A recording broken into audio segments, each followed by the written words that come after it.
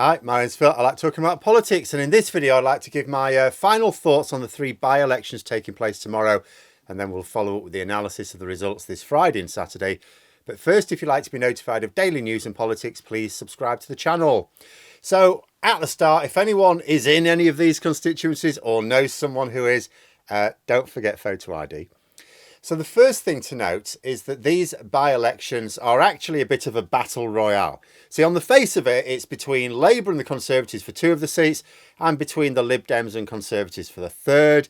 But in reality, multiple factions within the Conservative Party are at war with each other, and there's no truce for these elections. In fact, factions opposed to Sunak are actively seeking to trip their party leader up. And it's very likely that Sunak will lose all three. Not certain. Before I go over my thoughts on the political fallout, so let's look at the state of each one. So Uxbridge and South Ruislip is Boris Johnson's former seat. This was a marginal anyway, and with the national polling taken into account, should be the most straightforward Tory loss. But in reality, it's probably going to be the tightest one. It's going to certainly be the one where the Conservatives buck the national trend. The Conservatives have wisely decided to fight the by-election on ULEZ, a local issue, which is helping them reduce the swing towards Labour, as opposed to national issues where they would get absolutely trounced. It's almost certainly not enough to stop Labour winning the seat, but it does mean that of all the by-elections, this is the one where the Conservatives will be able to reduce the swing to Labour well below what national MRP polling would suggest is likely.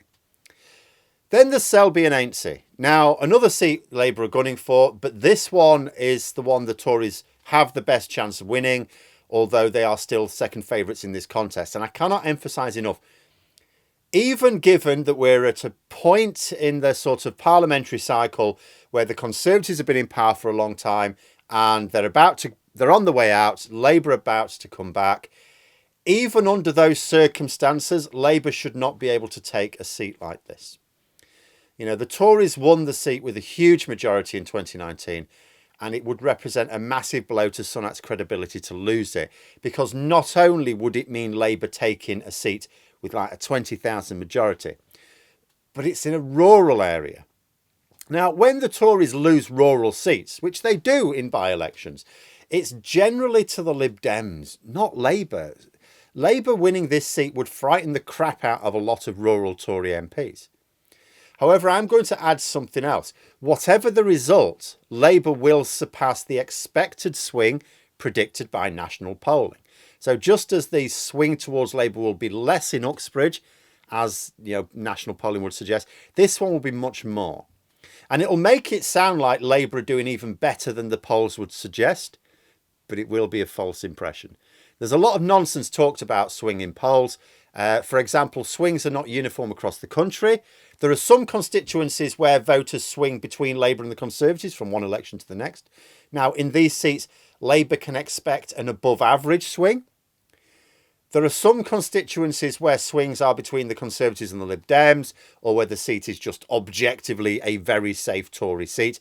In those areas, Labour will get a well below average swing towards them. Sometimes it may be a swing away from them. But it's not just the nature of the constituency which determines swings. Campaigning is a massive part of the puzzle. Labour have been absolutely hammering Selby and Ainsty. They've been campaigning on a daily basis for weeks, sending their big hitters multiple times. The Conservatives, by comparison, have had fewer activists out and hardly any visits from their big guns. So if you look at MRP polling, Labour will certainly get a bigger swing towards them than would be expected. But it will be driven because of this immense campaign focus, a focus that will be impossible in the general election, where Labour will be aiming to win hundreds of seats on the same day, not just two. So anyone trying to extrapolate it for the general election, it's like, well, it's not really going to be valid. But people will do it. And when the results come out, Labour supporters will absolutely hail the amazing result and talk of a Conservative Party in even worse trouble than first thought. But it will be strategic. It's not really true. They'll do it because it will put more pressure on the Tories and fan the flames of their civil war. Not that I'm trying to downplay it. Like I say, if Labour win this seat, that would be momentous. They really shouldn't be overturning such a large majority in a rural seat. That just doesn't happen. Then there's Somerton and Frome. This is a foregone conclusion, really. It's bizarre. The Tories won it with just as large a majority, really, as in Selby and Ainsty. But there are three reasons why this seat is pretty much a lost cause, and the Tories abandoned it from the start. First, the swing is to the Lib Dems. Moderate Conservatives are way happier about flipping to the Lib Dems than to Labour. Second, the Lib Dems have been campaigning here for, well, over a year, really. We've known this by-election was probably going to be coming for a long time, and the campaigning has been relentless, despite picking a questionable candidate.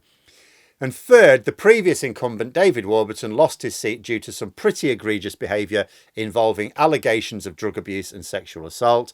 This behaviour inevitably reflects poorly on the party who chose him as their candidate.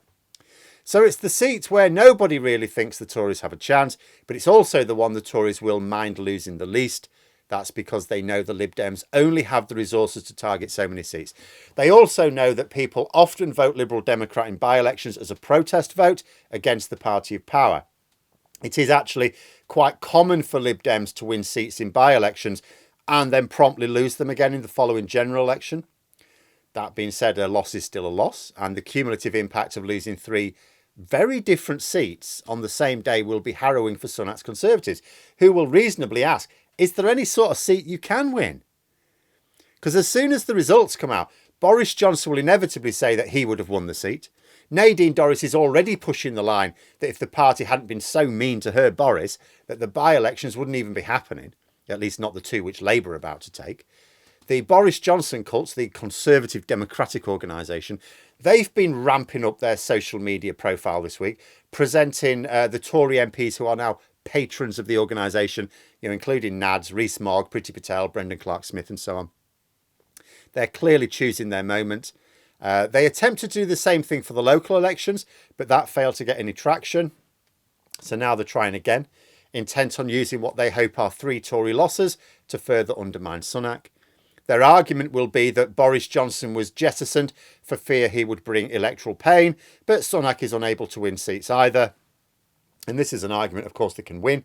In fact, it should be child's play to show that Sunak may be no better at winning seats than Johnson at all. The problem is that they need to win a second argument, and that is that there's someone to replace Sunak with. But there isn't. Even their boy Johnson isn't available anymore. He's not in Parliament. So the Johnson cult is really nothing more than rebels without a cause at this point. They can damage Sunak, but they can't actually achieve any aims, unless, of course, their aim is purely revenge at this point. And finally, I will just make one point. So I was alerted on Twitter to a bit of a dirty game by the Tories in Selby. There's a fake newspaper being posted in the town, designed to look like a local newspaper, but it doesn't exist. It purports to be presenting the case for the Conservatives and against Labour. And they'll do this a lot, of course. Use the media as the propaganda wing of their communications department. But this isn't even an actual outlet. This is just campaign literature disguised as a local paper. Now, I hope it makes clear in there, I've not obviously got a physical copy myself, but I hope it makes clear that it is produced by the Conservative Party. Otherwise, it would be breaking electoral law. Not that there will be an investigation, because the Electoral Commission are no longer allowed to investigate anything unless given permission by the government. This would be the Conservative government, of course. But then we have to factor in dirty tricks with the Tories here. They pull them in every election, and they are really desperate right now. I imagine that the general election campaign itself will be a real sewer, much worse than the last one, because they will be much more desperate. But just as in the Shawshank Redemption, maybe we should expect to come out clean the other end. But there we are. Those are my thoughts. Let me know yours in the comments below. Hope you found the video interesting. If you did, please click the like button. And if you'd like to support the channel further, the join button for memberships. And until next time, I'll see you later.